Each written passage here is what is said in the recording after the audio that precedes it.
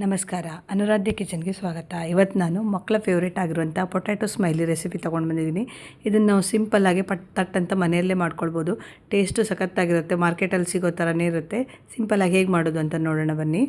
ಇದಕ್ಕೆ ನೋಡಿ, ಇಲ್ಲಿ ಮೊದಲು ನಾನೊಂದು 5ರಿಂದ 6 ಬಟಾಟನ ತೊಗೊಂಡಿದ್ದೀನಿ. ಅದನ್ನು ಚೆನ್ನಾಗಿ ವಾಶ್ ಮಾಡಿದ್ದೀನಿ. ವಾಶ್ ಮಾಡಿ ಅದನ್ನು ಹೀಗೆ 2 ಪೀಸ್ ಮಾಡಿಕೊಂಡು ಕುಕ್ಕರಲ್ಲಿ ಹಾಕ್ಕೊಂಡು ವಿಸಿಲ್ ಬಡಿಸ್ಕೊಳ್ಬೇಕು. ನೀವು ಎಷ್ಟು ಮಾಡ್ತೀರಾ ಅದ್ರ ಕ್ವಾಂಟಿಟಿ ಮೇಲೆ ಡಿಪೆಂಡ್ ಆಗಿ ಪೊಟ್ಯಾಟೋನ ತೊಗೊಳ್ಳಿ. ಇಲ್ಲಿ ಮಕ್ಕಳಿಗೆ ಇಷ್ಟ ಆಗಿರೋದ್ರಿಂದ ಒಂದು 4-5 ಬಟಾಟೆ, ದೊಡ್ಡ ಬಟಾಟೆನೇ ಒಂದು 4-5 ತೊಗೊಂಡಿದ್ದೀನಿ. ಇದಕ್ಕೆ ಸ್ವಲ್ಪ ನೀರು, ಅರಿಶಿನ ಹುಡಿ ಹಾಕಿ ಕುಕ್ಕರಲ್ಲಿ ಒಂದು 3 ವಿಸಿಲ್ ಬರಿಸ್ಬೇಕು. ಚೆನ್ನಾಗಿ ಬೆಂದರೆ ಚೆನ್ನಾಗಾಗುತ್ತೆ. ನೋಡಿ, ಚೆನ್ನಾಗಿ ಬೆಂದಿದೆ. ಈಗ ನಾವು ಇದರ ಸಿಪ್ಪೆನೆಲ್ಲ ನೀಟಾಗಿ ತಗೊಳ್ಬೇಕು.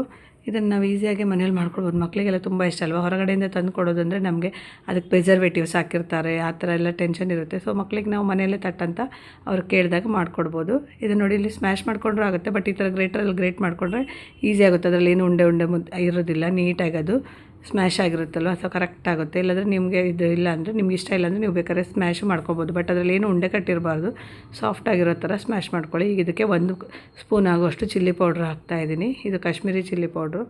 ಹಾಗೆ ಒಂದು ರುಚಿ ನೋಡಿಕೊಂಡು ಉಪ್ಪು ಹಾಕಿ, ನಾನಿಲ್ಲಿ 1-2 ಸ್ಪೂನಷ್ಟು ಉಪ್ಪು ಹಾಕ್ತಾಯಿದ್ದೀನಿ. ನೀವು ನೋಡಿಕೊಂಡು ಉಪ್ಪನ್ನು ಸೇರಿಸ್ಕೊಳ್ಳಿ. ಹಾಗೆ 1 ಸ್ಪೂನ್ ಆಗೋಷ್ಟು ಅರಿಗ್ಯಾನೋ ಹಾಕ್ತಾಯಿದ್ದೀನಿ. ಇದು ಚೆನ್ನಾಗಿರುತ್ತೆ, ಫ್ಲೇವರ್ ಕೊಡುತ್ತೆ. ಹಾಗೆ 1 ಸ್ಪೂನ್ ಆಗೋಷ್ಟು ಚಿಲ್ಲಿ ಫ್ಲೇಕ್ಸ್ ಹಾಕ್ತಾಯಿದ್ದೀನಿ. ಮತ್ತು ಒಂದು 4 ಸ್ಪೂನ್ ಆಗುವಷ್ಟು ಕಾರ್ನ್ಫ್ಲೋರ್ ಹಾಕ್ತಾಯಿದ್ದೀನಿ. ನೀವು ಒಂದು ಪೊಟ್ಯಾಟೊ ಅಥವಾ ದೊಡ್ಡ ಸೈಜ್ ಪೊಟ್ಯಾಟೊ ಆದರೆ ಒಂದು ಪೊಟ್ಯಾಟೊಗೆ 1 ಸ್ಪೂನ್ ಸಾಕಾಗುತ್ತೆ. ನಾನಿಲ್ಲೊಂದು 5-6 ತೊಗೊಂಡಿದ್ದೀನಲ್ವ, ಹಾಗಾಗಿ ಒಂದು 4 ಸ್ಪೂನ್ ಆಗೋಷ್ಟು ಕಾರ್ನ್ಫ್ಲೋರ್ ಬ್ಲೆಂಡಿಂಗಿಗೆ ಚೆನ್ನಾಗಿರುತ್ತೆ. ಇದು ಖಾಲಿ ಪೊಟ್ಯಾಟೊ ಅಲ್ವಾ, ಹಾಗಾಗಿ ಇದನ್ನು ಹಾಕಿದರೆ ಬ್ಲೆಂಡಿಂಗ್ ಚೆನ್ನಾಗಿ ಬರುತ್ತೆ. ಇದನ್ನು ಹಾಕ್ತಾಯಿದ್ದೀನಿ. ಮತ್ತು ಇಲ್ಲೊಂದು 2 ಸ್ಪೂನ್ ಆಗೋಷ್ಟು ನಾನು ಚಿರೋಟಿ ರವೆ, ಸ್ಮಾಲ್ ರವೆ ಇದೆಯಲ್ಲ, ಅದು ತೊಗೋತಾ ಇದ್ದೀನಿ. ಸ್ವಲ್ಪ ಕ್ರಿಸ್ಪಿನೆಸ್ ಬರುತ್ತೆ ಅಂತ. ಆಪ್ಷನಲ್ ಬೇಕಾದರೆ ತೊಗೊಳ್ಳಿ, ಬೇಡ ಅಂದರೆ ಸ್ಕಿಪ್ ಮಾಡ್ಬೋದು. ಹಾಕಿದರೆ ಚೆನ್ನಾಗಿರುತ್ತೆ. ಇದನ್ನೆಲ್ಲ ಹಾಕಿ ನಾವು ನೀಟಾಗಿ ಎಲ್ಲ ಮಿಕ್ಸ್ ಆಗೋ ಥರ ಅದನ್ನು ಕಲಿಸ್ಕೊಳ್ಬೇಕು. ಯಾವುದೇ ರೀತಿ ನೀರು ಏನು ಹಾಕಬಾರ್ದು. ಹಿಟ್ಟು, ರವೆ ಮತ್ತು ಈ ಪೊಟ್ಯಾಟೊ ಅದ್ರ ಹಾಕಿರೋ ಮಸಾಲೆಗಳೆಲ್ಲ ಕಡೆ ಸ್ಪ್ರೆಡ್ ಆಗಬೇಕು. ಒಂದೊಂದೇ ಕಡೆ ಉಳ್ಕೊಳ್ಬಾರ್ದು. ಆ ಥರ ನೀಟಾಗಿ ಕಲಿಸ್ಕೊಳ್ಬೇಕು. ನೋಡಿ, ಈ ಥರ ಏನು ನೀರು ಹಾಕೋದು ಬೇಡ. ಸ್ವಲ್ಪ ನಾದಿ ಕಲಿಸ್ಕೊಂಡ್ರೆ ಕರೆಕ್ಟಾಗಿ ಬರುತ್ತೆ.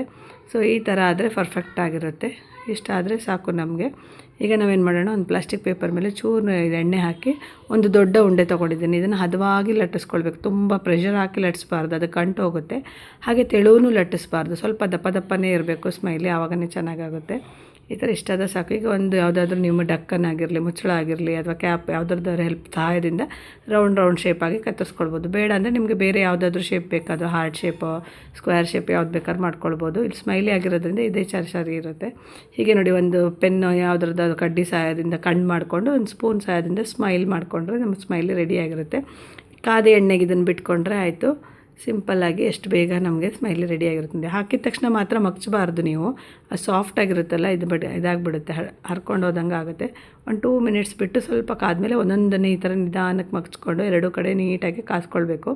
ಅದೊಂದಿಷ್ಟು ಸ್ವಲ್ಪ ಗೋಲ್ಡನ್ ಬ್ರೌನ್ ಆದರೆ ಸಾಕು. ನೋಡಿ, ಎಷ್ಟು ಸಖತ್ತಾಗಿದೆ. ಇಷ್ಟ ಆದರೆ ಸಾಕು. ಮಕ್ಕಳೆಲ್ಲ ತುಂಬ ಇಷ್ಟಪಟ್ಟು ತಿಂತಾರೆ. ಸಖತ್ತಾಗಿರುತ್ತೆ. ಮಾಡಿ ನೋಡಿ ಒಮ್ಮೆ. ಈ ರೆಸಿಪಿ ನಿಮಗೆ ಇವತ್ತಿದು ಇಷ್ಟ ಆಯಿತು ಅಂತ ಅಂದ್ಕೊಳ್ತೀನಿ. ಇಷ್ಟ ಆದರೆ ವೀಡಿಯೋಗೆ ಲೈಕ್ ಮಾಡಿ. ಹಾಗೆ ನಿಮ್ಮ ಫ್ರೆಂಡ್ಸ್ಗೆ, ರಿಲೇಟಿವ್ಸ್ಗೆಲ್ಲ ವೀಡಿಯೋನ ಶೇರ್ ಮಾಡೋದು ಮರಿಬೇಡಿ.